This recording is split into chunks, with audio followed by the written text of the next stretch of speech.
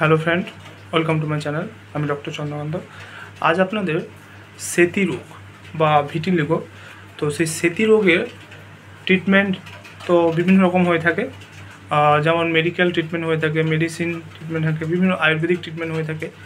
তো সেই ট্রিটমেন্টের পাশাপাশি কোন কোন খাবার আপনারা যদি খাওয়া অভ্যাস করেন তাহলে সেতি রোগের ট্রিটমেন্ট বা সেতি রোগ ভালো হয়। কিন্তু এটা খুব লং টার্মে, বাট এই খাবারগুলো আপনাদের নিয়মিত খেতে হবে। সেতি রোগের জন্য এই সমস্ত খাবার নিয়মিত খেতে হবে। তো চ্যানেল নতুন, চ্যানেল সাবস্ক্রাইব করবেন। চলুন শুরু করা যাক। সেতি রোগ অর্থাৎ বাংলায় যেটা সেতি রোগ, সেটা ইংলিশে ভিটিলিগো। তো এটা কি হয়?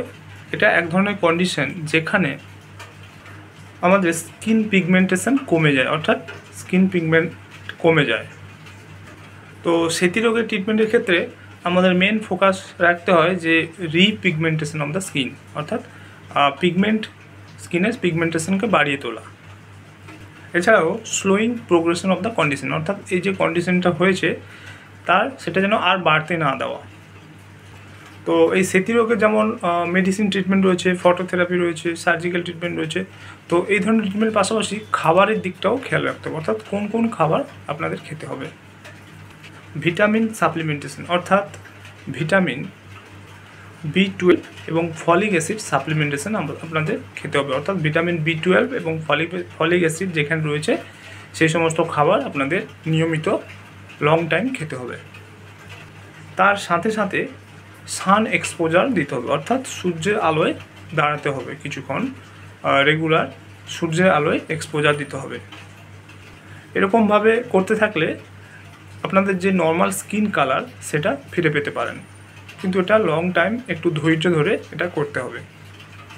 এর পাশাপাশি ইমোশনাল দিকটা খেয়াল রাখতে হবে, অর্থাৎ এই সেতি রোগের ক্ষেত্রে ইমোশনাল দিকটা কাউন্সেলিং করতে হবে বা খেয়াল রাখতে হবে। এর পাশাপাশি আপনারা ট্রপিক্যাল ভিটামিন ডি লাগাতে পারেন।